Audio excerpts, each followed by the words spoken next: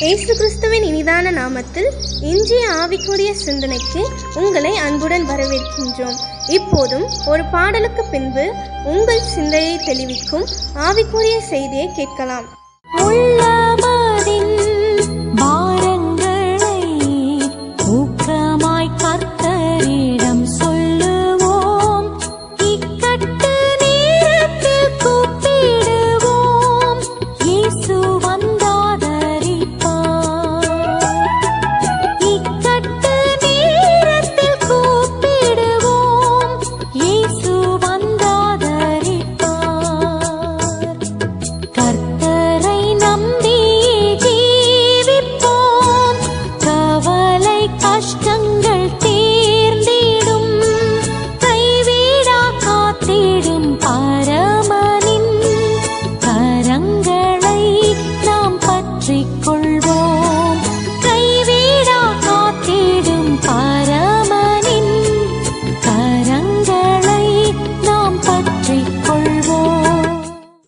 ஆண்டவர் இரட்சகருமாக இயேசுவின் இனிதான நாமத்தில் உங்களை வாழ்த்துகிறேன். நம்முடைய ஆவிக்குரிய சிந்தனைக்காக பிலிப்பியருக்கு எழுதின நிருபம் 4ஆம் அதிகாரம் 6ஆம் வசனத்தை நான் வாசிக்கிறேன்.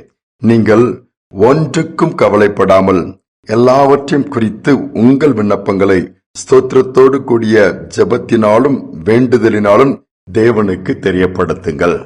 நீங்கள் ஒன்றுக்கும் கவலைப்பட வேண்டாம் ஆண்டவர் சொல்றாரு. கேப்போமா? நம்ம ஒன்றுக்காக கவலைப்படுறோம், எல்லாத்துக்கும் கவலைப்படக்கூடிய காலகட்டத்தில் வந்துட்டோம். எதை எடுத்தாலும் கவலை, எதை எடுத்தாலும் பயம், எதை எடுத்தாலும் புலம்பல், எதை எடுத்தாலும் போதும் செத்தா நலமா இருக்கும்ங்கிற வார்த்தைகள் தான் வேதம் தெளிவாக சொல்லுகிறது. ஒன்றுக்கும் கவலைப்படக்கூடாதாம்.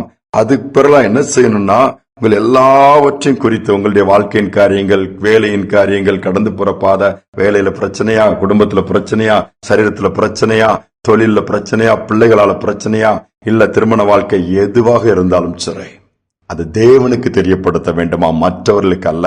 நாம என்ன பண்ணுவோம்? மற்றவங்க கிட்ட ஏதாவது கொஞ்சம் பேசினா, இல்ல அவங்க கிட்ட பேசினா கொஞ்சம் ஆறுதலா இருக்கும், இவங்க கிட்ட பேசிட்டா நல்லா அப்பப்போ சொல்லிடுவேன், அப்பதான் என் மனசு கொஞ்சம், அது ஆறுதலாக முடியாது, ஆபத்துல தான் முடியும். இதுதான் உண்மை. நாம் நடைமுறையில அதை பாக்குறோம். ஆனா மாறாக ஆண்டவர் சமூகத்துல சொல்ல வேண்டுமா? நியாயாதிபதியின் புஸ்தகம் 11ஆம் அதிகாரம் 11ஆம் வசனத்துல எப்தான்கிற ஒரு மனுஷன் தன் காரியங்களை எல்லாம் மிஸ்பாங்கிற ஒரு இடத்தை பிக்ஸ் பண்ணி அங்க போய் கர்த்தருடைய சமூகத்துல சொல்லிடுவாராம். யார் அந்த எப்தா? தன்னுடைய சொந்த சகோதரர்களால் இவன் அந்நிய ஸ்திரியின் மகன் துரத்தி விடப்பட்டவன். அவனை அப்புறப்படுத்த அவனை யாரும் சேர்த்துக் கொள்ளவில்லை, ஏற்றுக்கொள்ளவில்லை, அலட்சியமாய் அற்பமாய் எண்ணி துரத்துனாங்க. இவன் துரத்தப்பட்ட அந்த ஒரு மனிதன் தன்னுடைய பிரச்சனையை ஆண்டவர் சமூகத்துல போய் சொல்றாரு. நான் அனாதை ஆயிட்டேன், எனக்கு யாரும் இல்ல, நான் தனிமை ஆயிட்டேன், என்ன எல்லாரும் இருக்கிறாங்க, என்னை யாரும் நேசிக்கலையே, என்னை யாரும் புரிந்து கொள்வதில்லையே, எனக்கு போய் இப்படி ஆயிடுச்ச, எனக்கு போய் இப்படி பண்றாங்களே, என் வாழ்க்கை தான் இப்படி இருக்கு. இன்னைக்கு அநேகருடைய புலம்பல் இதுதானே. நீங்க புலம்பிட்டே தான் இருக்கணும். மாறாக ஆண்டவர் சமூகத்துல போய் சொல்லி பாருங்க. ஆண்டவரே, எனக்கு இதெல்லாம் இருக்கு, இப்படிப்பட்ட பிரச்சனை, இதெல்லாம் நீங்க உங்க சமூகத்துல சொல்றேன்பான்னு சொல்லி அங்க சொல்லிட்டு, அல்லது அவர் மேல வாரத்தெல்லாம் அங்க வச்சிருங்க, அங்க சொல்லி பாருங்க, அவருக்கு தெரியப்படுத்துங்க. ஸ்தோத்திரத்தோடு கூடிய ஜெபத்தை, முறுமுறுப்போட கேள்வி கேட்டுட்டு இருக்காதங்க, கம்பேர் பண்ணிட்டு இருக்காதங்க, எனக்கு மட்டும்தானா அவங்களுக்கு இல்லையா, இதெல்லாம் வேண்டாம். இது என் ப்ராப்ளம் ஆண்டவரே, முடிஞ்சா அவங்களால சால்வ் பண்ண முடியும். போயிட்டே இருங்க. எப்தாவுக்கு என்ன தெரியுமா? அவனை அந்த தேசத்துக்கே தலைவனை கர்த்தர் மாற்றினாரு. பெரிய பெரிய ஆட்கள் தேடி வராங்க. யார் துரத்துனாங்களோ தேடி வராங்க. அவங்ககிட்ட தான் பலம் இருக்குது. அவன் பராக்கிரமசாலி ஆயிட்டான். அவன் மூலமா கர்த்தர் யுத்தத்தை நடப்பித்து இஸ்ரேல் ஜனங்களுக்கு விடுதலை கொண்டு வரார். நியாயம் விசாரிக்கிறார், சத்துருக்களை துரத்துகிறான். தேவன் மகிமையாய் அந்த இடத்துல பயன்படுத்துகிறார். ஒரு அருமையான ஊழியர்களுடைய கான்பரன்ஸ் நடக்குது. அந்த கான்பரன்ஸ் முடிஞ்சு அவங்கவுங்க புறப்பட்டு போயிட்டாங்க. இப்போ ஒரு 7 ஊழியர் அங்க நின்றுட்டு இருக்கிறாரு. நல்ல உண்மையா ஊழிச்சு, சின்ன சபை. அப்போ அவர் குறிப்பிட்ட இடத்துக்கு போனவர் போற வழி இல்லை. அப்போ அதை நடத்துற கான்பரன்ஸ் நடத்த போதகர் ஒருத்தரை கூப்பிட்டு இவரை அங்க ஒன்று டிராப் பண்ணிட முடியுமான்னு சொல்றாரு. அவரை ஓகேன்னு சொல்லி தனது கார் எடுத்துட்டு வராரு. கார்ல போயிட்டே இருக்கிறாங்க.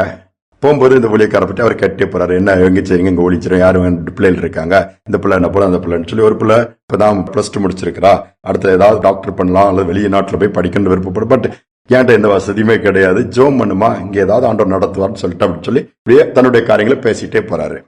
பேசிட்டே போன உடனே அவர் என்ன சொல்றாரு?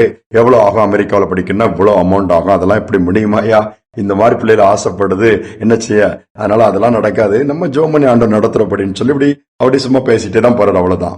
இவர் ஆண்டவர்கிட்ட கொடுத்துட்டேன், ஆண்டவர் என்ன பிள்ளைய படிக்க வைக்கிறாரு, என்ன வழி திறக்க நடக்கட்டும்ட்டு இவர் போயிட்டாரு. அடுத்தல இவருடைய இந்த கான்ஃபரன்ஸ் அந்த பெரிய போதகர்கிட்ட இருந்து வருது, ஒரு போன் வருது. என்னன்னு சொல்லி கேட்கும்போது, உன் பிள்ளைய படிக்க வைக்கிறதுக்கு ஒருத்தர் வந்திருக்கிற முன் வர்றாருப்பா அப்படின்னா, நான் யார்கிட்ட போய் சொல்லலையே, உதவி கேட்கல அப்படிங்கும்போது, இல்ல அன்னைக்கு உன்னை கார்ல டிராப் பண்ண போனவர் சாதாரண ஒரு விசுவாசி நினைக்கிறாங்க, ஒரு பெரிய தொழிலதிபர். அவர் எங்களுடைய ஆலயத்துக்கு தான் அவர் வர்றாரு, அவரால் முடியும். அவர் அன்னைக்கே வந்தாரு, என்கிட்ட கேட்டாரு, நீ என்ன உதவி செஞ்ச செய்ப்பா அப்படின்னா, உடனே அதுக்குள்ள அமௌண்டே ஒரு செக்கை கொடுத்துட்டு போயிட்டாருப்பா. அது படிப்பு முடிய தொட்டு எவ்வளவு செலவாகுமோ அவர் பொறுப்படுத்திக்கிட்டேன்றாரு. நீ அடுத்து அமெரிக்காவுக்கு உன் பிள்ளை போகக்கூடிய வழியை பாரு அப்படின்ட்டாப்ல. யோசித்து பாருங்களா, பிள்ளை ஆசைப்பட்டுச்சு, ஜெபம் பண்ணு, ஆண்டவர்கிட்ட சொல்லு, ஆண்டவர் எப்படியெல்லாம் வழியை திறக்குகிறார், அற்புதமா நடத்துகிறார் பாருங்க. இதுதான் காட்ஸ் டூயிங். தேவனுக்கு தெரியப்படுத்துங்க, எதுவானாலும் சரி. அதற்கு மாறாக குறுக்கு வழியை கையாண்டு இப்படி பண்ணிடலாமா அது பண்ணிடலாமா, நோ, அவசரப்படாதங்க. அதே நேரத்துல எந்த விதத்திலும் பொறுமையை இழக்காதங்க. ஆண்டவருக்கு தெரியப்படுத்தி காத்திருக்கும் கர்த்தர் அற்புதத்தை செய்வாரு. ஏன் நமக்கு செய்ய மாட்டாரா? என்ன பிள்ளைல எங்க சேர்க்கறது, என்ன பண்றது, எங்க வேலை தேடுறது, எப்படி திருமணம், எல்லாவற்றையும் ஆண்டவருக்கு ஃபர்ஸ்ட் சொல்லுங்க. ஆண்டவர் அற்புதமா அதே காலத்துல செய்து வச்சிருக்கிறாரு. பெற்றுக்கொள்ள கிருபை கொடுப்பார். ஜெபிப்போம். அன்பின் தகப்பனே, இந்த புதிய நாள் நம்முடைய சமூகத்துல வந்திருக்கிறோம். நீங்க ஒவ்வொரு பிள்ளைகளுக்காய் பெற்றோர்கள் எடுக்கிற பிரயாசங்கள் அதிகம்பா. திருமண காரியங்களாக இருக்கலாம், படிப்பின் காரியங்களாக இருக்கலாம், வேலையின் காரியங்களாக இருக்கலாம், ஒருவேளை பலவீனப்பட்டு போன பிள்ளைகளுக்காய் சுகத்தின் காரியங்களாக இருக்கலாம், எதிர்காலத்தை குறித்த காரியங்களாக இருக்கலாம். எதுவாக இருந்தாலும் உமக்கு தெரியப்படுத்தக்கூடிய அப்படி இருதயத்தை தாங்க, மனநிலையை தாங்க. அப்படி நாங்கள் கற்றுக்கொள்ளக்கூடிய பாக்கியத்தை கொடுங்கப்பா. நாங்க மற்றவங்கிட்ட தான் ஃபர்ஸ்ட் சொல்றோம், கடைசியில எல்லாரும் கைவிட்ட பிறகு உம்மிடத்தில் வருகிறோம். அந்த ஆர்டர் மாறட்டும். ஃபர்ஸ்ட் நீங்க தான் உமக்கு தெரியப்படுத்தி உம்மை சார்ந்து கொள்ள நீர் எதனால நன்மையானதை தருவீர் செய்வீர் என்கிற நம்பிக்கை உள்ளவர்களை வாழவது நிச்சயம். இதை கேட்டுக்கொண்டிருக்கிற பிள்ளைகளுக்கு எனக்கு ஒரு தைரியம் உண்டாகட்டும், கர்த்தர் நடத்துவார் என்கிற விசுவாசம் பெருகட்டும். பெரிய காரியங்களை துதிக நம்ம ஏற்றுக்கொள்ள இயேசுவின் நாமத்தில் பிதாவே, ஆமேன் ஆமேன். சோர்ந்து போகாதங்க. இன்னைக்கு யூஸ்லெஸ்ஸா இருக்கலாம், தள்ளப்பட்டிருக்கலாம், யாருமே புரிஞ்சிக்காம இருக்கலாம். ஆண்டோட கரத்துல உங்களை கொடுத்து காரியங்களை சொல்லி பாருங்களா, உங்களை ஒதுக்கி வைத்தவங்க உங்களை தேடி வருவாங்க. எங்க தேவை இருக்கோ அற்புதமா சந்திக்கப்படும். ஒரு ஆச்சரியமா நடத்துவார். அந்த சிந்தனையோடு நாளை தொடருவோம். மீண்டுமாய் நாளை தினம் சந்திப்போம். வாழ்வை கர்த்தருக்கு ஒப்புக் கொடுப்போம், அவரே எல்லாம் வாய்க்க செய்வார். வாழ்வை கர்த்தருக்கு ஒப்புக் கொடுப்போம், அவரே எல்லாம் வாய்க்க செய்வார். கர்த்தர் மேல் பாரத்தை வைத்து விட்டோம், கலங்கி தவிக்க மாட்டோம். அவரே என்றும் ஆதரிப்பார், அதிசயம் செய்வார். கர்த்தர் மேல் பாரத்தை வைத்து விட்டோம், கலங்கி தவிக்க மாட்டோம். அவரே என்றும் ஆதரிப்பார், அதிசயம்